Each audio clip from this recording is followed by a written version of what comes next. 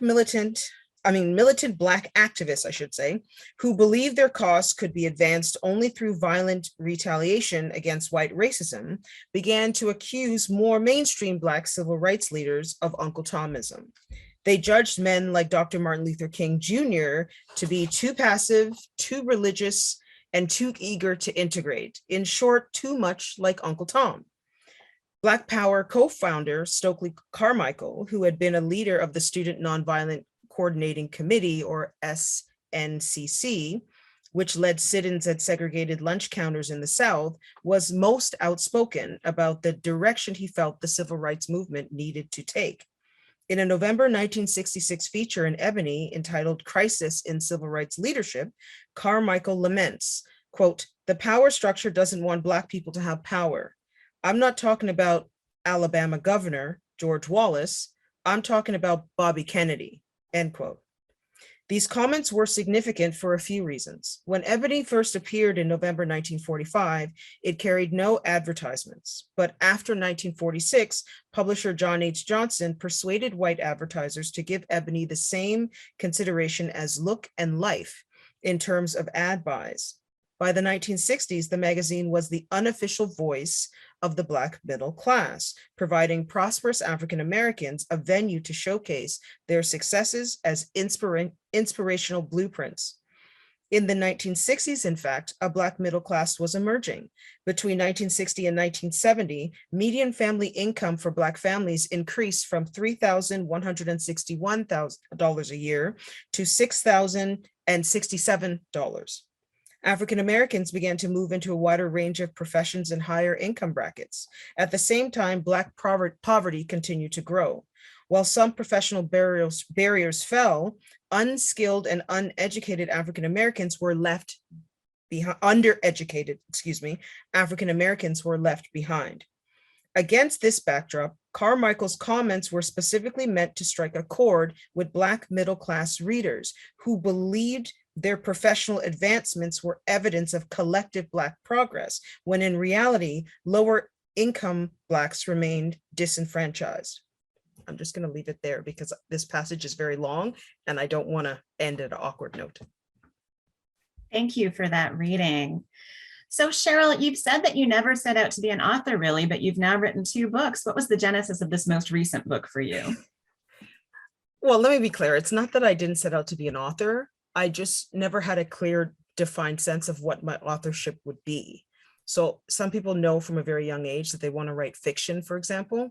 I just didn't know, but I've always known, I said this recently in a talk, that I've always known that I would actually be a writer. That's just ancestor knowledge that I just always had that belief. And so the question of how this book basically came to be, it was really through conversations. At my core, I'm sort of a cultural sponge. So even when you read Uncle, even in that little passage that I just read, I'm cueing in a lot of things that seem tangentially not related, but I'm finding that point of connection. So it's the same thing with this book.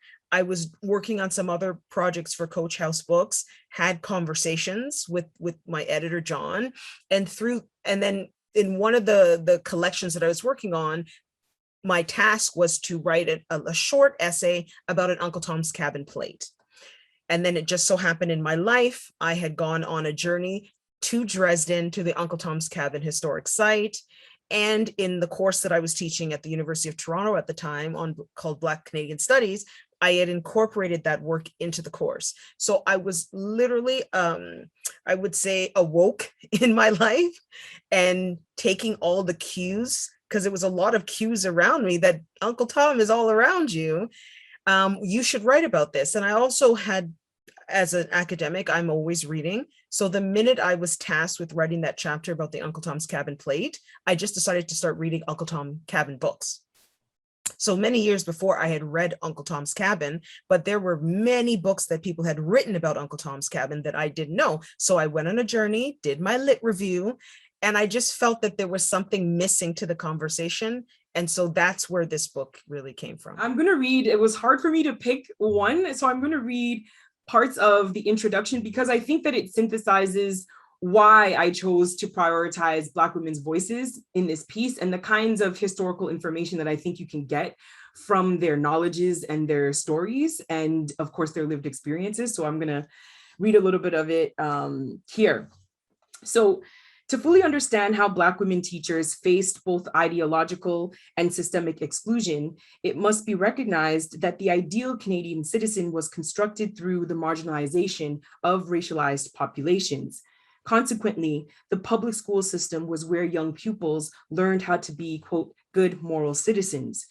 Black women's presence within the school system challenged prevailing ideas about citizenship and identity, which idealized whiteness and increasingly revealed a system that was ill-equipped to deal with its changing demographics around its student populations.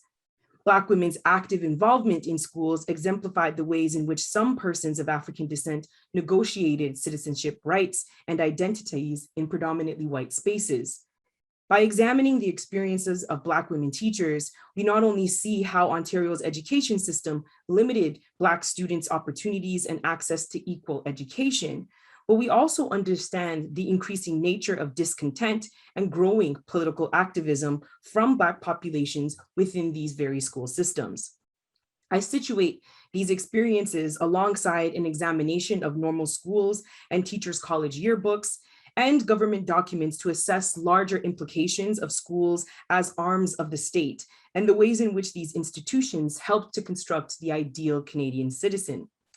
So throughout this book, then, I integrate larger social justice movements with Black women's stories in order to feature the dynamic changes that were occurring in the 20th century.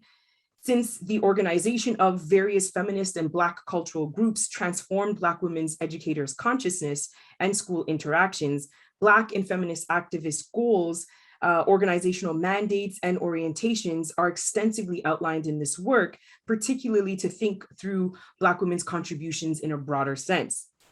So I'll leave it there for now. The inspiration wasn't a desire to try and understand myself in relationship to Black Canadian communities, diverse Black Canadian communities. As an educator myself and someone who also was interested in thinking through what my place was in imparting the curriculum in a way that was more equitable and reflected Black Canadian experiences as a whole, I needed to think through what it meant to be, first and foremost, an African immigrant woman entering this space, but not knowing enough about Black Canadian history as a whole, and then wanting to teach diverse communities of people about that. So it really started as a desire to understand myself and my place, and also the impact that Black women educators had on my own educational experience as a young immigrant child who grew up in Ajax and then later Scarborough, Ontario. And so it was trying to figure out all of these histories and what it meant to understand myself in relationship to communities of people. So that was the, I think, motivation. And then an extension of that was my own frustration with the ongoing curriculum in Canada and its lack of awareness, understanding, or prioritizing of Black histories as a whole. And so part of this was to try and speak to all of these moving parts and a desire to learn and help other people learn about these stories. So that's the main motivation for why I started on this journey to do this research and write this work.